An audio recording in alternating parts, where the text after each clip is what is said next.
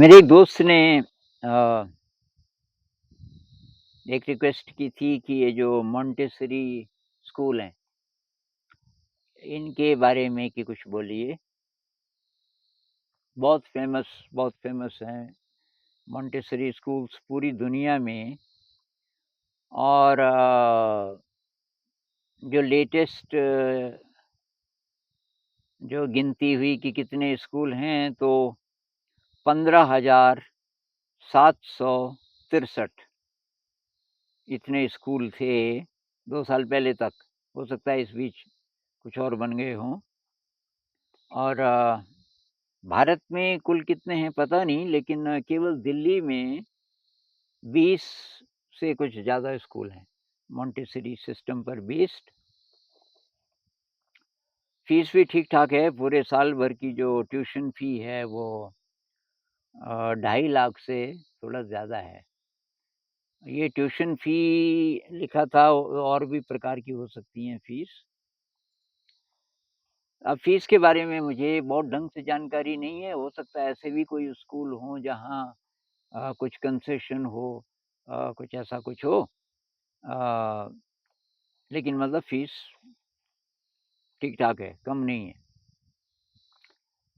तो पहले मैं इनके बारे में बताता हूँ, ये मोंटेसरी जी कौन थी? इनका नाम था मरिया मोंटेसरी, इटली की थी और पहली महिला डॉक्टर थी इटली की। उस ज़माने में लड़कियों को तो कोई पढ़ाता नहीं था पहले तो, पर इनकी जो माँ थी, पिताजी तो कहते थे इसको क्यों पढ़ाना है, अब हो गई 8-10 पास हो गई, अब इसकी शादी कर दो। लेकिन माँ ने बोला कि नहीं, ये पढ़ना चाहती है तो इसको पढ़ने देंगे। तो वो पहली महिला डॉक्टर बनी साइकियाट्री में, मतलब ये दिमाग की डॉक्टर। और तब जब वो पढ़ाई कर रही थी, डॉक्टरी कर रही थी, तो ये जो मेंटल असाइलम में बच्चे होते हैं, मतलब बच्चे जिनको पागल घोषित कर दिया गया हैं बच्चे अभी, तो क्योंकि ये साइकियाट्री मतलब है कि दिमाग की डॉक्टर, तो वो वहाँ भी जाती होगी और वहाँ उसको ये आइडिया आया कि यार ये बच्चे एकदम छोड़े हुए हैं कि जैसे कुछ सीख नहीं सकते, ये भी तो कुछ सीख सकते हैं। तो उसके एकदम शुरुआती प्रयोग इन लोगों के साथ थे। अब कोई 18 साल का, कोई 20 साल का, कोई 25 साल का, अब उस और जो मेंटल एज है उसकी वो 5-6 साल वाले की है, तो कुछ-कुछ चीज़ें उसने अ, उन लोगों के लिए बनाई जिससे कि वो सीख सकें। फिर उसके दिमाग में ये बात आई कि इन लोगों का जो लेवल है, अ, ये जो बड़े हो गए, ये असाइलम में जो बच्चे हैं बड़े, उनका स्तर शायद वही है जो कि छोटे बच्चों का होता है 5 साल, 6 साल। तो मतलब वही वाले खेल कुछ-कुछ, वही वाली खेल विधियाँ या प्ले वे मेथड्स छोटे बच्चों पे भी शायद लागू हो जाएँ। तो 1907 में उसने रोम में पहला स्कूल शुरू किया अपना। और तो इनके स्कूल किस प्रकार के होते हैं, वो मैं अभी बताऊँगा। उससे पहले मैं एक बात और बताना चाहता हूँ कि गांधी जी से इनकी मुलाकात हुई 1931 में। तब तक ये काफ़ी फ़ेमस हो गई थी और बहुत सारे इनके स्कूल्स अमेरिका में कुछ और जगह खुल चुके थे। तो ये मोंटेसरी फ़िलॉसफ़ी से बेस्ड एक स्कूल मैंने देखा था गुजरात में। तो वहाँ बच्चे थे, छोटे बच्चे थे 4-5 साल के, और बहुत सारे शेल्फ्स थे जहाँ बच्चे पहुँच सकें उतनी ऊँचाई के। जैसे कि एक शेल्फ ये है, एक ये है, एक ये है, और बहुत, बहुत बड़ा एरिया था। बच्चे जा रहे थे, अपना खेल निकाल रहे थे। मान लीजिए कि एक डब्बा है, उसमें ब्लॉक्स हैं, तो एक बड़ा ब्लॉक, उसके ऊपर फिर उससे छोटा रखना है, फिर उससे छोटा, उससे छोटा। तो ये है कि बच्चा खुद अपना मटेरियल निकालेगा, उसको जो करना होगा, फिर उसको वहीं रखेगा। तो टीचर बस ये देखती थी कि वो वहीं रखे, सुव्यवस्थित ढंग से रखे, और उससे तब बच्चे सीखते थे। तो ये मोंटेसरी जी की फ़िलॉसफ़ी एक ये थी कि एनवायरनमेंट ऐसा हो, लर्निंग एनवायरनमेंट, कि उसमें ये बहुत प्रकार का मटेरियल हो और सुव्यवस्था हो। तो बच्चे को पता है कि व्यवस्था क्या है, कहाँ से चीज़ निकाली, तो उसको वैसे ही रखना है। और बच्चा डिस्कवरी मेथड से सीखेगा। टीचर इंटरफियर नहीं करती ज़्यादा, बच्चा अपने आप ही सीखता है, अलग-अलग मटेरियल से अपने आप सीखता है। जैसे जिग्सॉ पज़ल्स हैं, कोई हाथी है, उसके 4 टुकड़े हैं, तो उसको कैसे मिलाना है, हाथी बच्चे ने देखा हुआ है, ये इस प्रकार की बहुत सारी चीज़ें। तो बच्चे को पूरी आज़ादी है और इंडिविजुअल लर्निंग है। हर बच्चा अपने स्तर से और अपनी इच्छा से सीखता है। तो कुछ-कुछ परिवेश के बारे में जो मोंटेसरी जी ने गाइडलाइंस दी, परिवेश ऐसा हो कि मूवमेंट हो सके, बच्चा इधर-उधर जा सके, ऐसे कंजेस्टेड ना हो, छोटी-सी जगह में बहुत सारे बच्चे बिठाए हुए हैं, मूवमेंट, और वहाँ बहुत प्रकार की एक्टिविटीज़ हो सकें। एक्टिविटीज़ कुछ खड़े होके होंगी, कुछ बैठ के होंगी, तो जिस प्रकार की एक्टिविटीज़ हैं, उसके लिए वो सही परिवेश। ब्यूटी और हार्मनी, मतलब सौंदर्य बोध जगह बच्चे का, ऐसी चीज़ें हों, ऐसी व्यवस्था हो। और उनका ये था कि बच्चों जो छोटे बच्चे हैं, अभी मान लीजिए 3 साल का, ढाई साल का, 3 साल का, तो उसकी मांसपेशियों का विकास हो। तो मांसपेशियों का विकास कैसे होगा? तो अ, जैसे कि किसी कोई छेद है किसी चीज़ में, उसमें धागा डालना, जैसे कि मनके हैं, उससे माला बनाना, तो उससे उँगलियों की जो मांसपेशियाँ हैं उनका विकास होगा। और सेंसेस, सारी जो हमारी पाँचों इंद्रियाँ हैं, उन इंद्रियों का एजुकेशन हो।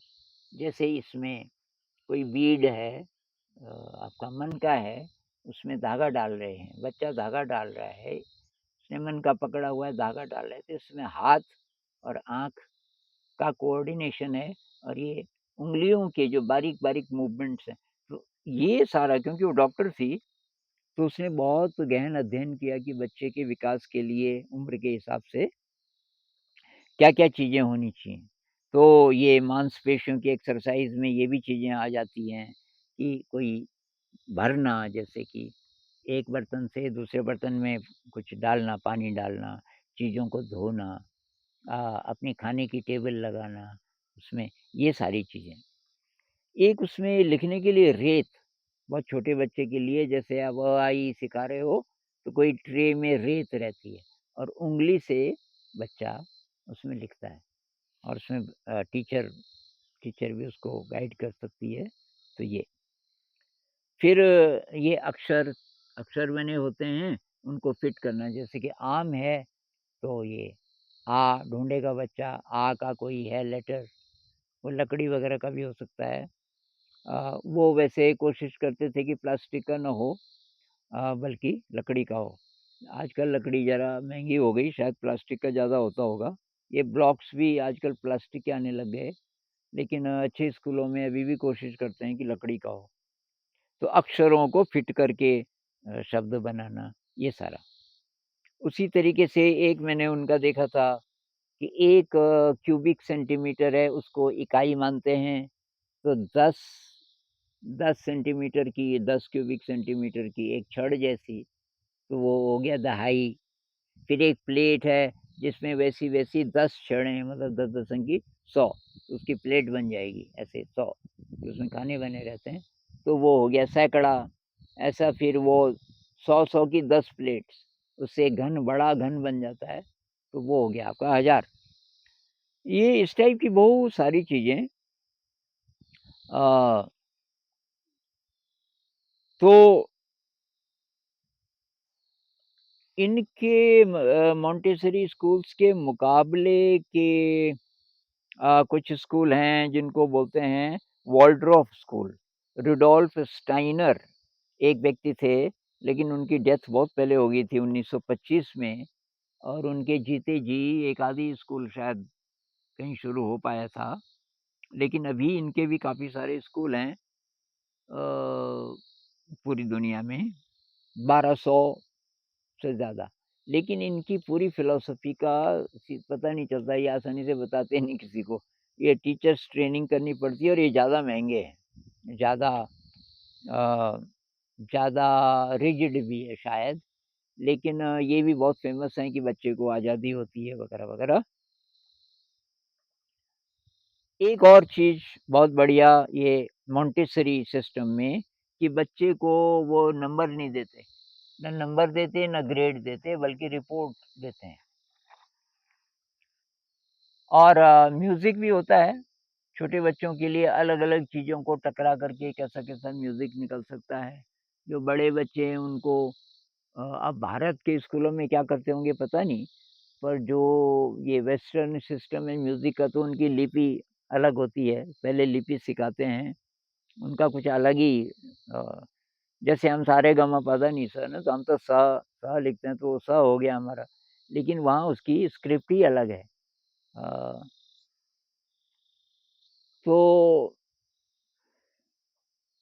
अब हमारे देश में कैसे करें इसको?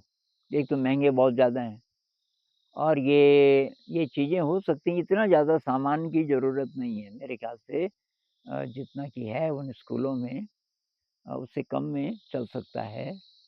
एक कुछ-कुछ चीज़ों की जो कमी मुझे लगी, एक तो ग्रुप लर्निंग जिसका प्रयोग हम कर रहे हैं, इसका कोई उदाहरण मुझे नहीं मिला। हम जैसे संगीत नहीं सिखाते बच्चे को, वो ग्रुप से सीखता है। सामूहिक संगीत हम करते हैं और जैसे ढोलकी बजाना, तो कक्षा 2 का भी बच्चा अभी ये शिविर के कुछ साथी जो रुक गए थे एक दिन, उस दिन तब स्कूल था, बहुत आश्चर्यचकित। कक्षा 2 का एक बच्चा इतनी कमाल की ढोलकी बजा रहा, उसको किसी ने नहीं सिखाया। वो कैसे सीखा? वो ग्रुप से सीखा, एक-दूसरे से। तो जो पूरी असेंबली होती है, उससे जो बच्चा सीखता है, डिसिप्लिन भी और ये संगीत भी, उससे वो भाषा भी सीखते हैं, क्योंकि जो गा रहे हैं तो ये सुर, ताल, लय। मुझे लगता है कि म्यूज़िक में बहुत बड़ी पावर है, अ, जिसको ठीक से एक्सप्लोर शायद इन लोगों ने नहीं किया। उनके ज़माने में ये विज्ञान था भी नहीं, मतलब इसका वैज्ञानिक आधार नहीं था डेवलप्ड। अब स्टाइनर साहब तो बहुत पहले चले गए थे, लेकिन ये जो मोंटेसरी जी थी, इनकी भी डेथ हो गई थी 52 में, 1952 में मोंटेसरी जी की डेथ हो गई थी, तब तक ये विज्ञान आया ही नहीं था कि म्यूज़िक से क्या-क्या हो सकता है। तो अभी के ज़माने में अगर मोंटेसरी जी होती और वैज्ञानिक थी, तो वो म्यूज़िक में शायद सबसे ज़्यादा पोटेंशियल देखती। और फिर मेडिटेशन, तो बहुत छोटे बच्चों के लिए तो ये है कि वो देखें बड़े कैसे करते हैं। वैसे हमारे स्कूल में केजी वाले भी बैठे रहते हैं ध्यान में कुछ देर, और उनमें कुछ तो आँखें बंद करते हैं, कुछ नहीं भी करते, लेकिन वो बड़ों को देखते हैं कि भई ये जो बड़े बच्चे हैं और जो टीचर्स हैं, ये सचमुच ही कुछ कर रहे हैं। मतलब ये ऐसी चीज़ नहीं है कि ये थोपी हुई है, ये भाँप जाता है बच्चा बहुत जल्दी, कि जो मेडिटेशन है, आँख बंद करके जो भी कर रहे हैं, उसका मीनिंग है इनके लिए बहुत डीप मीनिंग। और क्या करना है तो वो तो इंस्ट्रक्शंस होते हैं कि भई अपनी साँस को महसूस करो। अभी छोटे बच्चों को कितना समझ आता होगा पता नहीं, शरीर को महसूस करो, लेकिन कक्षा 1 के काफ़ी सारे बच्चे कक्षा 2 के भी समझ जाते हैं। उनको पूछो भाई साँस क्या है? तो उनको मालूम है कि ये साँस अंदर जा रही है, बाहर निकल रही है। उसको महसूस करने का क्या मतलब कि भई आपको पता चल रहा है, तो मतलब आप महसूस कर रहे हो। तो ये जो मेडिटेशन है, ख़ासकर ज़रा बड़े बच्चों के लिए बहुत पावरफुल एक चीज़ है, जिस पे रिसर्च अब हुई 90 के दशक के बाद शुरू हुई, और म्यूज़िक पे भी। म्यूज़िक पे भी जितनी रिसर्च पिछले 30 सालों में हुई, 40 सालों में हुई, अमेज़िंग, अमेज़िंग है। और ये कैंडिस पर्ट तो कहती हैं कि जो म्यूज़िक है, जिसमें खो जाएँ आप, तो वो बहुत डीप मेडिटेशन की ही तरह है। और बहुत सारी स्टडीज़ अभी ये कहती हैं कि लेफ्ट ब्रेन और राइट ब्रेन के बीच जितना बढ़िया कनेक्शन होगा, जो कॉर्पस कैलोसम एक ब्रिज है, वो ब्रिज न्यूरॉन से बना है, जितना थिक होगा, उतना उस व्यक्ति के जीवन में उतना ज़्यादा क्रिएटिविटी होगी, उतना ज़्यादा वो आनंद की अनुभूति कर पाएगा, नए-नए आइडियाज़ आएँगे। और वो होता है या तो मेडिटेशन से या म्यूज़िक से। तो मुझे लगता है कि ये तीसरे नंबर की चीज़ें हैं। बहुत वैलिड, बहुत अच्छा जो ये मोंटेसरी जी ने किया, क्योंकि अ, ये जो फालतू के ग्रेड्स हटा दिए, मार्क्स हटा दिए, फालतू का ये जो कॉम्पिटिशन होता है, प्रेशर जो रहता है कि ये पास करना ज़रूरी है, यही सब्जेक्ट्स पढ़ने पड़ेंगे, यही सिलेबस है, इसी प्रकार से वो सारा प्रेशर कम कर दिया, तो बहुत ज़रूरी है, मेरे ख़्याल से। मोंटेसरी स्कूल्स में जो हो रहा है, बहुत कमाल की चीज़ है, वो सब जगह होना चाहिए और उसकी भी फाउंडेशन होनी चाहिए मेडिटेशन और म्यूज़िक। और वो तब होगा जब टीचर्स के जीवन में ये चीज़ें होंगी। टीचर की ज़िंदगी में एक्टिविटी की तरह नहीं कि मेडिटेशन एक एक्टिविटी है, म्यूज़िक एक एक्टिविटी है, ऐसे नहीं। जब टीचर की ज़िंदगी ध्यानमय हो जाए, संगीतमय हो जाए, तो तब अपने आप वो चीज़ बच्चों में भी जाएगी।